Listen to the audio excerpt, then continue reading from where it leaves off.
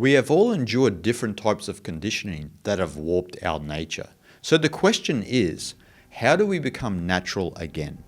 Let's find out what the great Taoist sage Zhuangzi has to say about regaining our natural state.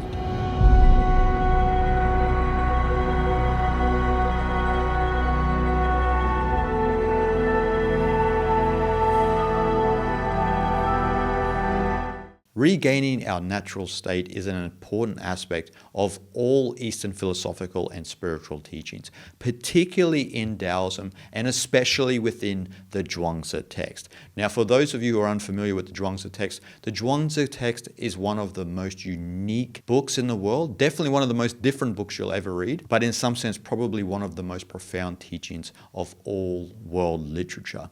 And it will really get you outside of your conventional way of thinking about the world, about morality, ethics, and even spirituality. And so Zhuangzi goes deep into the nature of reality itself. And today I want to read to you a verse about regaining our natural state, which comes from actually the introduction from the great Burton Watson in his translation. This copy of the complete works of the Zhuangzi is a translation from Burton Watson. And so there's an important passage from Burton Watson about regaining our natural state from the Zhuangzi teachings. So let me read this passage to you. To describe this mindless, purposeless mode of life, Zhuangzi turns most often to the analogy of the artist or craftsman. The skilled woodcarver, the skilled butcher, the skilled swimmer does not ponder or ratiocinate on the course of action he should take. His skill has become so much a part of him that he merely acts instinctively and spontaneously, and, without knowing why, achieves success. Again, Zhuangzi employs the metaphor of a totally free and purposeless journey, using the word yu, to wander, or a wandering, to designate the way in which the enlightened man wanders through all of creation, enjoying its delights without ever becoming attached to any one part of it. This is a beautiful passage by Burton Watson, and he really nails the mentality of Zhuangzi here, speaking about the nature of wu-wei, effortless living, or non-doing, or even non-interference. Wu-wei could be considered the most essential teaching in Taoism that we find in the Tao Te Ching and also the Zhuangzi. That's why at the beginning of this passage, Burton is talking about the mindless and the purposeless mode of life that Zhuangzi is advising us to follow, this type of sort of aimlessness where we wander through life without striving or trying to gain something from it. We have just accepted the way we are in life and we move as one with the river of the Tao. We are like that leaf flowing down that river of the Tao, where we're not fighting the current anymore, we're moving with it. And we are enjoying our life and having fun and embracing the experiences that we are having by not having all of this conditioning interfere with how we perceive life. And that's one of the big problems in the world, right? Because we are so conditioned. We've all endured a conditioning process where we begin to see the world as this and that, and we dissect the world up according to our likes and our dislikes, according to our conditioning, which then from that state we can't see the world as it truly is. But once we've freed ourselves from that, we don't suffer our own projection and perception anymore. We have cleansed our subjective viewpoint of the world, and we can just see the world as it is for what it is.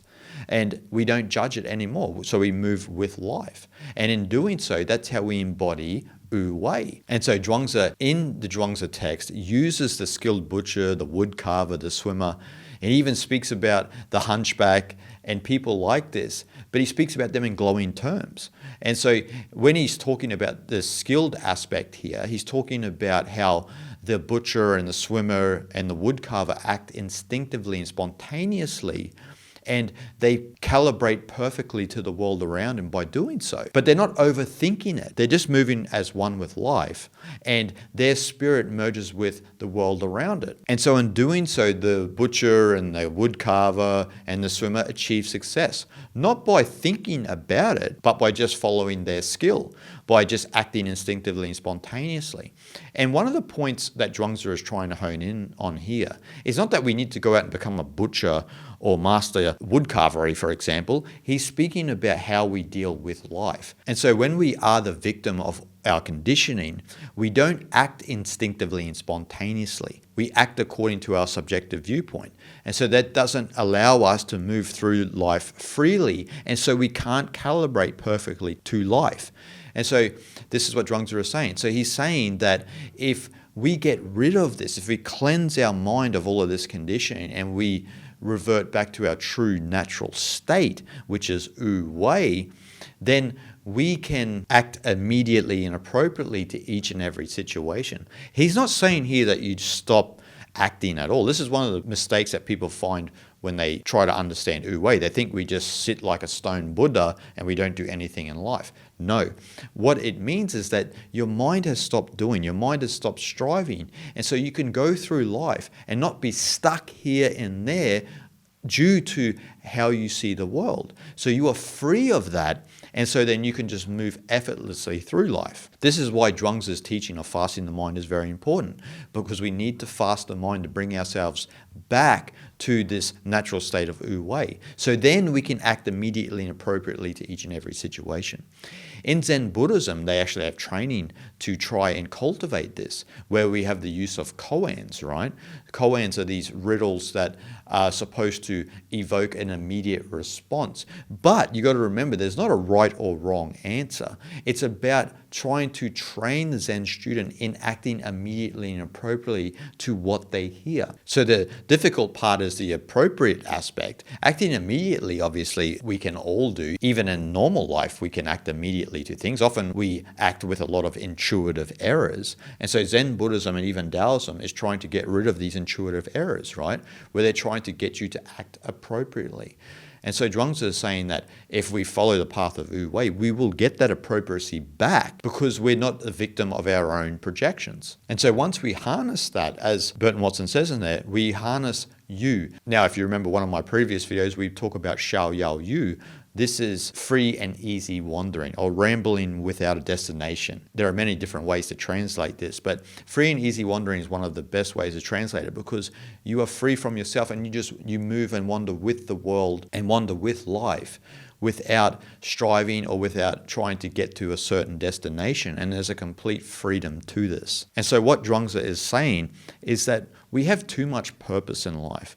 Now, he's not saying that purpose is a negative thing per se, but look at how we approach life, right? When we live in the world, we are often victims of what society thinks we should do, right? So we yearn for wealth, fame, success. So then once we yearn for those, we must have a purpose, right? And then Zhuangzi is saying that once we get rid of this idea of even attaining wealth, fame, and success, then our purpose will begin to dwindle and what is important in life will come to the fore. And so then we can move with life as a piece of life instead of fighting it. Now, Zhuangzi does take it a step further here, because he does speak about the enlightened person, right? The true person of Tao. And that's what Xiao Yao Yu relates to. It relates not just to how we can free ourselves and move in the world, but also to the mind of the enlightened sage, because they are not no more the victim of purpose, of the motives of society, of striving, of gain. They've freed themselves from that and they move with life as a piece of life. They've even got rid of the idea of attaining enlightenment, for example, which becomes in some sense the last obstacle for a lot of people on the spiritual path. This idea that you, in air quotes, will attain enlightenment. You can never attain enlightenment because that is a person, is an ego. That one has to be removed out of the equation, and that's where the Zhuangzi teachings comes in. And so in the end, Zhuangzi here is speaking about that the enlightened person moves through life while enjoying everything there is to enjoy, but they're not attached to any one part of it. This is what is important. So Zhuangzi would say when death comes, that enlightened person is ready because they're not attached. But when they moved through life, they enjoyed what there was to enjoy, not in a hedonistic manner, but in a very simple and humble manner. And when you read the Zhuangzi, and when you understand this idea of Xiao Yao Yu, of moving with life, like that without being attached to it, but enjoying it. It reminds me of the Japanese term onsui, which means that the enlightened person drifts like a cloud, but flows like water. Shanti, shanti, shanti.